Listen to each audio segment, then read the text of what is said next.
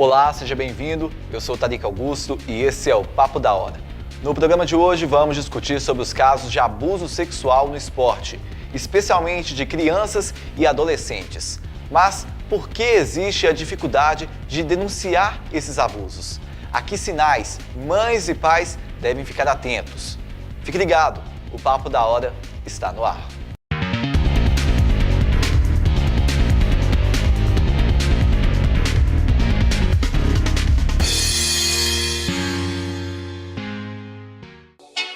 O bate-papo é com a nadadora Joana Maranhão.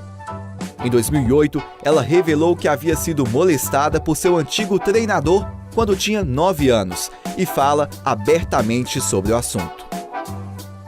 O maior escândalo de abuso sexual no esporte brasileiro foi revelado recentemente em uma reportagem em que 40 atletas e ex-atletas afirmaram que foram vítimas de abusos sexuais praticados durante anos pelo ex-técnico da Seleção Brasileira de Ginástica Artística, Fernando de Carvalho Lopes. Esses casos reforçam as ações de combate à prática e de abertura para novas denúncias. Joana, desde já muito obrigado por ter aceitado o nosso convite. Eu que agradeço o convite e o espaço para falar sobre um tema tão importante como esse. Porque essa é uma conversa que o assunto ainda é um pouco de tabu conversar sobre isso, né, Joana? É, para todo mundo, né? Para mim também foi por muito tempo. E eu estou me desconstruindo e compreendendo a importância de se falar e de se verbalizar como profilaxia mesmo. Então, para a gente poder começar, o que realmente aconteceu com você?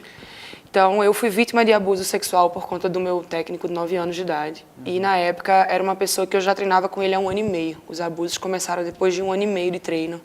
Depois de toda a relação estar muito... uma relação de confiança. Ele era como se fosse um pai para mim. A minha família tinha toda a confiança para eu ir para o treino sozinha com ele, voltar para casa sozinha com ele.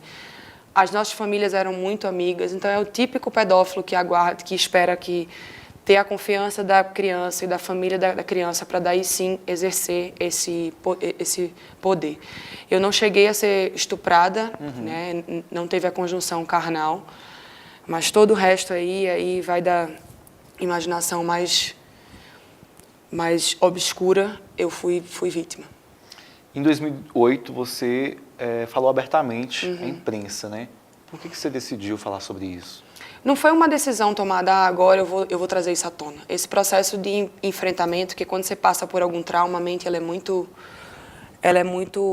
sábia e como uma proteção você retrai, né? E eu literalmente retraí e segui vivendo a minha vida como se nada daquilo tivesse acontecido comigo. Mas em determinado momento, quando chega na maturidade, você tem que enfrentar, né? Então, essas memórias voltaram e aí eu tive a real compreensão de que eu havia sido vítima de abuso sexual. E fui compreendendo todas as nuances da minha personalidade, como que elas eram pautadas por esse episódio, assim. Então, esse enfrentamento ele foi necessário. Com 15 anos eu comecei a ter depressão. E um pouco antes disso, na puberdade, eu não queria ser reconhecida enquanto menina. Então, eu tirei brinco, usava roupa folgada, cabelo curto. Eu apaixonava pelo menino da escola, eu beijava ele, mas eu achava aquilo muito ruim, então eu pensava, o que é errado comigo? Será que eu sou lésbica? Será que... Né? Então, todos esses questionamentos me levaram para a terapia e dentro da terapia eu fiz esse mergulho profundo na minha própria história. E, obviamente, que quando você mergulha e você se reconhece como vítima daquilo, tendo consciência da maturidade e da gravidade do que se viveu, isso mexeu comigo enquanto atleta, enquanto namorada, enquanto filha, enquanto irmã, em todas as nuances da minha vida. Não tem como você fazer esse sectarismo da própria vida, é a mesma pessoa. E os resultados caíram e dentro desse processo de terapia eu fui aos poucos abrindo, primeiro para o terapeuta, para o meu ex-marido, para minha mãe, para a família. Então, quando eu trouxe isso à tona, foi numa entrevista que a repórter perguntou em 2008, no começo de 2008, o que tinha acontecido, que eu tinha tido uma queda muito grande e agora ela estava me vendo sorrindo de novo. Parecia que eu estava revivendo, e aí eu contei a história. Ela falou, posso botar no jornal? Eu falei, pode, mas eu não fazia ideia de que ia dar essa repercussão inteira. Ingenuamente, eu não sabia que o que a imprensa queria não era compreender a minha história, era colocar eu contra ele para saber quem estava falando a verdade, aquele sensacionalismo da mídia, né? Uma parte da mídia teve muito colo, teve muito abraço, teve muito respeito, mas a grande maioria não. Você falou que os pais, né, chegam a confiar. Você chegou a dormir na casa dele, ele dormia na sua casa também.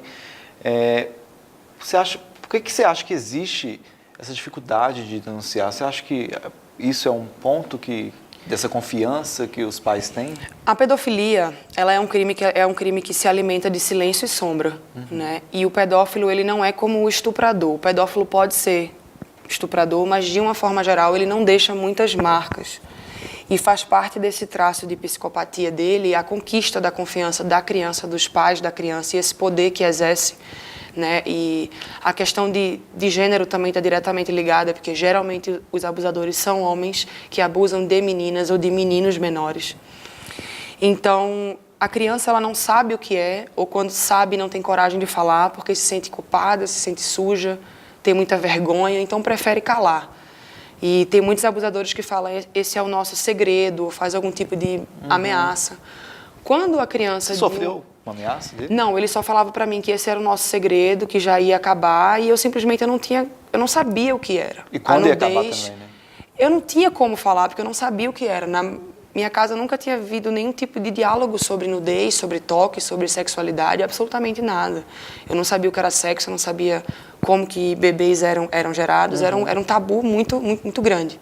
Então, eu não sabia nem como falar. Minha mãe diz que eu tentei falar para ela, mãe, acho que ele tentou me dar um beijo, e ela na hora falou, não, você está confundindo o carinho. Porque tinha tanta confiança Exatamente. na pessoa, né? Que... Então, são muitas nuances, são muitas vertentes, não tem como a gente dar uma receita de bolo de como evitar e de como abordar o tema.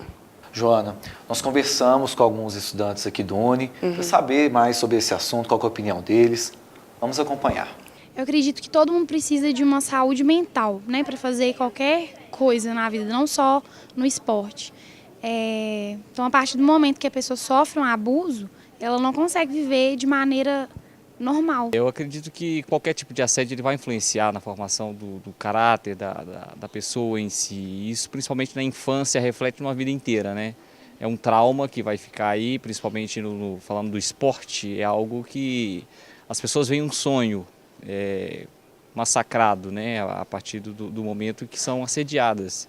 Elas ficam coagidas naquilo que poderia estar desenvolvendo o talento delas. Você pode ficar depressivo com isso, você começa a se renegar, tem aquela coisa de culpa também, que as pessoas se sentem de auto se culpar, que a pessoa que teve culpa por isso. Joana, primeiro meu abraço, meu sincero abraço, e eu queria te perguntar de onde você tira forças para dar a volta por cima e ser o que você é hoje. Então, Joana, como que você pode responder para a Renata? A Renata me perguntou de onde que eu tiro forças, né? Eu tiro forças porque eu vivi as melhores e as piores experiências da minha vida no mesmo ambiente, que é a piscina. Eu acho que não seria justo com esse encontro, porque é o local em que eu me sinto mais plena e dona de mim, e me sinto capaz de fazer absolutamente tudo que é na água, eu deixar que esse episódio fosse a memória mais vívida ou mais forte. Então, entre os meus altos e baixos na minha carreira, entre o momento que eu parei de nadar e tentei suicídio porque eu não estava aguentando mais, eu resolvi voltar e ressignifiquei, porque eu quero que as melhores memórias sejam da batalha diária, dos treinos, e que eu gosto de sentir dor, e de ir lá e tentar, e melhorar 1/100, e demorar 11 anos para baixar um tempo, mas não desistir disso. E, para além disso, também é a pessoa que eu me tornei. Tem muitas mulheres, muitas pessoas que me procuram hoje como sinônimo de força, de uma forma de você viver através disso.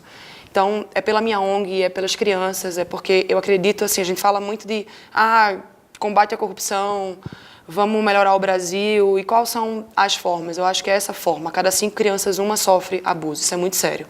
Então, estamos aqui em 4 pessoas no estúdio. Se tivesse mais uma aqui, seria eu e uma outra pessoa. Isso é muito sério, entendeu? Isso é muito latente.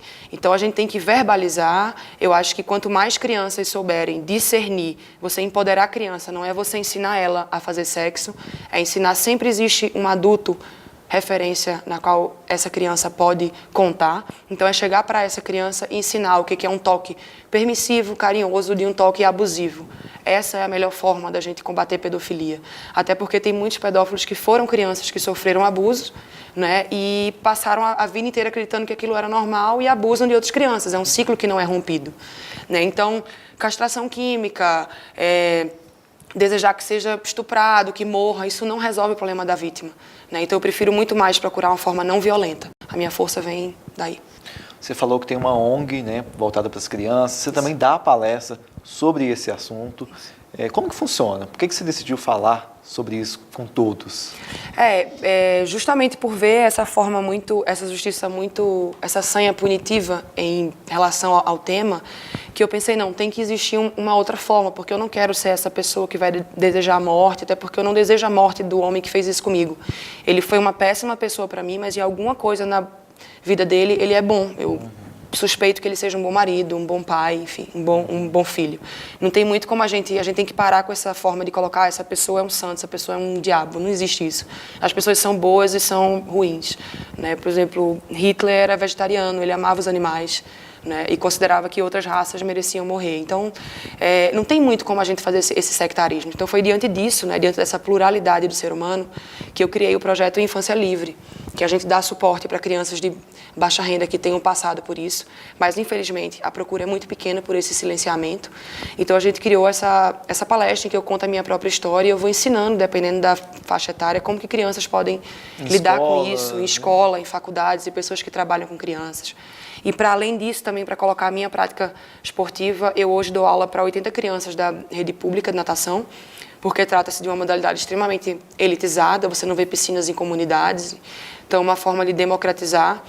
E dentro de um método de ensino que eu mesma criei, que para além de ensinar a nadar crawl, pranchinha, braço, perna, a gente tem essa desconstrução de gênero, né, de menina de maiô e menino de sunga, essa vergonha que eles têm, que eu acho que isso é uma forma de trabalhar também a questão da sexualidade, para que meninos entendam que... Desde cedo é importante, né, Ju? Desde cedo. E a gente também tem essas conversas sobre pedofilia, racismo, diversidade religiosa. Dentro do meu grupo tem meninos do candomblé e tem meninos que são evangélicos e eles se dão muito bem, que eles aprenderam. No começo eu sentia uma briguinha ali, o meu é o certo, mas aí a gente conversando. Criança, quando você conversa, tudo é estímulo. Criança não nasce com preconceito, a criança nasce pura, é a gente que polui elas. Hoje existe uma lei no seu nome, né, a Lei Joana Maranhão. Ela aumenta o prazo de prescrição de crimes envolvendo violência sexual contra as crianças. Quando você denunciou seu ex-técnico, não existia isso, né? Como que você ficou com essa impunidade, né? Porque ele não foi preso. Eu não sinto essa impunidade porque o que ele me causou, de alguma forma, surgiu uma flor dali, né? Talvez se eu não tivesse verbalizado o que ele fez comigo, hoje não teria uma lei que pessoas com mais de 18 anos que têm vontade de denunciar seus respectivos abusadores através dessa lei. Então, se eu tive que ser instrumento, eu não estou querendo fazer Cristo aqui de maneira alguma, mas ainda bem que eu tive suporte, ainda bem que foi comigo uma pessoa que é de classe média, filha de médico, que teve todo o suporte psiquiátrico e psicológico para estar de pé hoje e estar lutando por essas outras pessoas. Então, eu não sinto que ele ficou impune, né? Ele não pôde ser preso, mas, obviamente, ele não pode trabalhar mais com crianças. É a única coisa que eu espero, porque esse homem não tem condições de trabalhar com menores, que ele vá prover para a família dele de uma outra forma, entendeu? Com crianças, não. Para finalizar, o Procurador Regional da República, Wellington Cabral Saraiva, publicou esta mensagem no seu Twitter. Abre aspas. A maioria dos casos de abuso sexual de crianças e adolescentes ocorre na casa da vítima, de familiares, amigos e em espaços como clubes. Fecha aspas. Joana, você acha que é necessária uma atenção redobrada dos pais, mesmo em pessoas que têm total confiança? Ele esqueceu de citar igrejas também, né, que também ocorrem muitos crimes de pedofilia. O que eu digo, eu tenho muito cuidado ao falar isso, onde tem crianças, tem pedófilos, né? E infelizmente. E aí, quando eu falo isso, alguns pais entram em pânico. Eu falei, não, você não precisa entrar em pânico. Você tem que compreender que tem dois pilares cruciais, que é família e escola. Quase 70% desses casos de abuso acontecem dentro da família. Os outros 30% vêm escola, escolinhas de esporte, igreja, enfim, nos mais variados locais. Dificilmente é um desconhecido. Joana, eu queria demais agradecer a sua presença. Eu acho assim, que foi uma conversa que é necessária, que é importante falar sobre esse assunto, viu? Eu que agradeço e parabéns a vocês por estarem abordando o tema. Obrigado. O Papo da Hora fica por aqui. Você pode nos acompanhar pelas redes sociais da UniBH TV que aparecem na sua tela. Obrigado pela companhia e até a próxima. Tchau.